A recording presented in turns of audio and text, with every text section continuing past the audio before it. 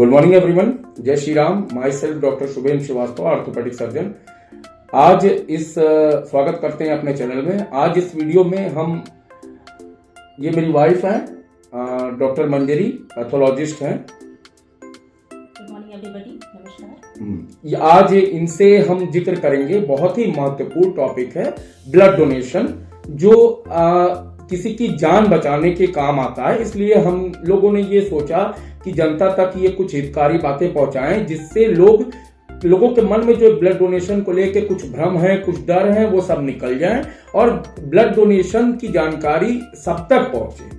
तो इसलिए आज कुछ प्रश्न हैं, क्योंकि ये पैथोलॉजिस्ट हैं, इसलिए ब्लड डोनेशन पे मैं कुछ प्रश्न इनसे पूछूंगा जिसका ये उत्तर देंगी, जिससे जनता को जो ब्लड डोनेशन को लेके जो भ्रम है या जो डर है वो दूर करने का हम लोग का प्रयास है। यही इस वीडियो की यही एक मंशा है कि लोगों के मन में जो ब्लड डोनेशन को लेकर डर और भय है, उस भय से हम उन लोगों को बाहर निकाल सकें। तो चलिए शुरू करते हैं आज का वीडियो। आज की वीडियो में हम इनसे प्रश्न की प्रक्रिया शुरू करते हैं। तो पहला प्रश्न हम पूछते हैं इनसे कि सबसे पहले डॉक्टर साहब आप ये बताइए कि कौन लोग ब्लड डोनेट कर सकते हैं?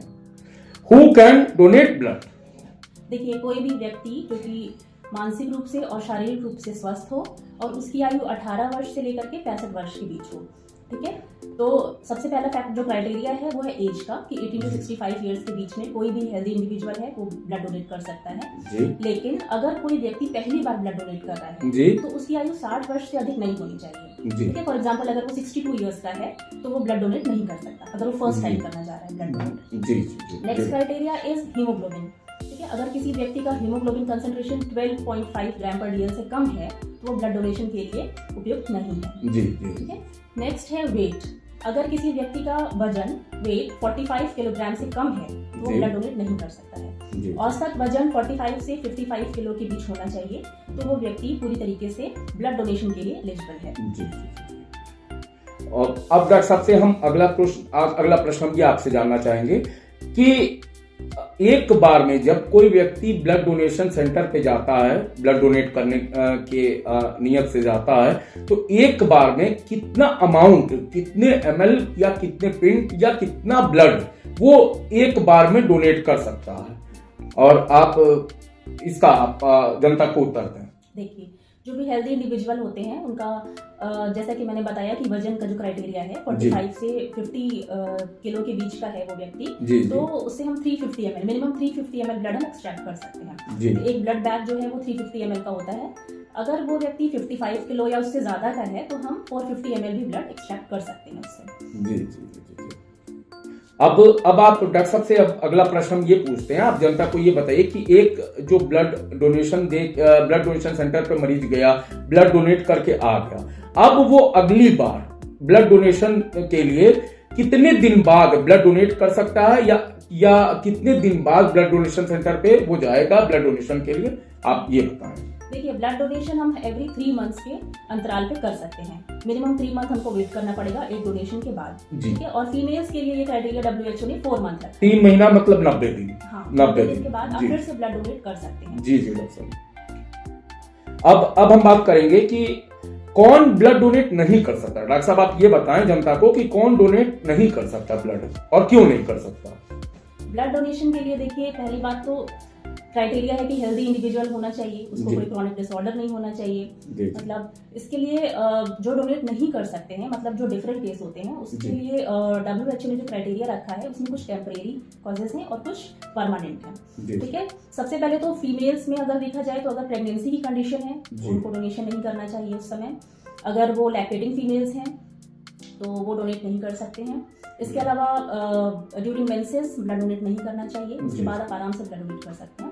यानी पीरियड्स के दौरान ब्लड डोनेशन नहीं करना चाहिए, क्योंकि ऑलरेडी ब्लड लॉस हो रहा है। तो फिर उसके बाद आप आराम से ब्लड डोनेट कर सकते हैं। अब हम आते हैं टेम्परेरी जो रीजन है जिसपे कि हम ब्लड डोनेशन के लिए कुछ अंतराल के लिए रोक देना चाहिए डोनर को। तो सबसे पहले ये होता है कि अगर कोई पेशेंट है जिसको कि ईयर पियर्सिंग करवाते हैं लोग, टैटूइंग करवाते हैं, तो टैटूइंग के लगभग 1 साल तक में उस अंतराल में ब्लड डोनेशन नहीं करना चाहिए जी। ठीक है। उसके बाद अगर कोई पेशेंट टीबी का पेशेंट है, ट्यूबरकुलोसिस का पेशेंट है और उसने पूरा एंटी ट्यूबरकुलर ट्रीटमेंट ले रखा है जी जी, तो उसके 1 साल तक वो ब्लड डोनेट ना करें। जी जी।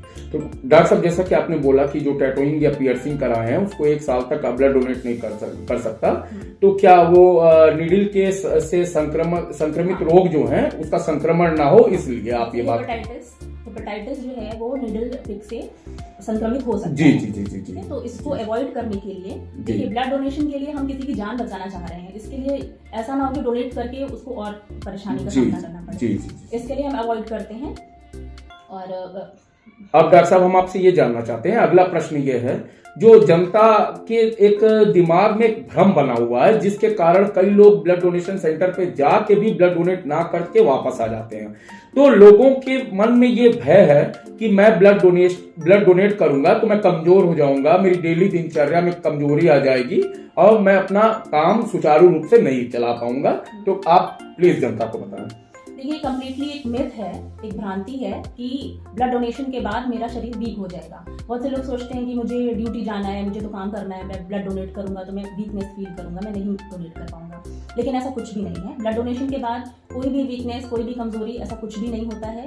हाँ, कुछ सिम्टम्स हो सकते हैं, जैसे कि आपको वीकनेस नहीं आती है लेकिन उल्टी आ सकती है, चक्कर आ सकते हैं, ये सब थोड़ा साइकोलॉजिकल भी होता है। लेकिन थोड़ा सा आपको उसके लिए आपको क्या करना चाहिए कि जिस दिन आप डोनेट करें ब्लड, उस दिन आप प्रॉपर रेस्ट करें, ठीक है। एडिक्वेट अमाउंट में आप वाटर लें, लिक्विड मतलब इनटेक अपना बढ़ा दें। दूसरा, प्रॉपर डाइट लें, बैलेंस डाइट। इसके अलावा आप कोई भी स्ट्रीनस एक्सरसाइज ना करें, कोई भी ऐसा काम जिसमें कि बहुत मेहनत की जरूरत है या कोई भारी वजन उठाना है, या आप जिम करते हैं तो उस दिन जिम को अवॉइड करें। उसके नेक्स्ट डे भी आप जिम ना करें, उसके बाद आप सुचारू रूप से जिम वगैरह जा सकते हैं, ठीक है। इसके अलावा आप अल्कोहल इंटेक ना करें, स्मोकिंग ना करें, वो सब आप अवॉइड करें और विद इन 24 आवर आप पूरी तरीके से अपने आप को फिट महसूस करेंगे। जी, मतलब ये व्यक्ति को कोई किसी तरह की कोई कमजोरी नहीं आती है और ब्लड डोनेशन करना एक निहायत ही नेक और पुण्य वाला काम है और सभी को करना चाहिए। डॉक्टर साहब, आप यही कहना चाह रहे हैं?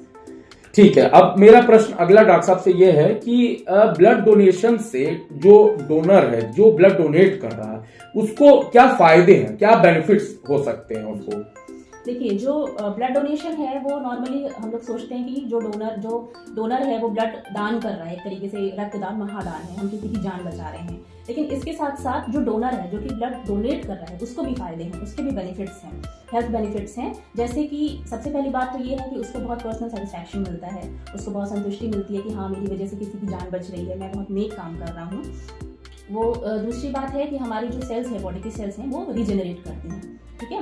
जितनी भी जैसे जो बॉडी सेल्स होती हैं उनकी भी एक लाइफ स्पैन होती है, एक औसत आयु होती है। जैसे रेड ब्लड सेल्स हैं वो 120 डेज उनकी लाइफ स्पैन होती है। मतलब डॉक्टर साहब 120 दिन बाद वो रेड ब्लड सेल वैसे भी डिस्ट्रॉय हो जाएंगी जी। तो 120 डेज का लाइफ स्पैन है, उसके बाद उसको वैसे भी डिस्ट्रॉय हो जाना है, तो उसको रीजेनरेट करना ही है। तो इससे अच्छा आप उसको डोनेट कर दें, ठीक है, तो वो किसी के काम आ जाए।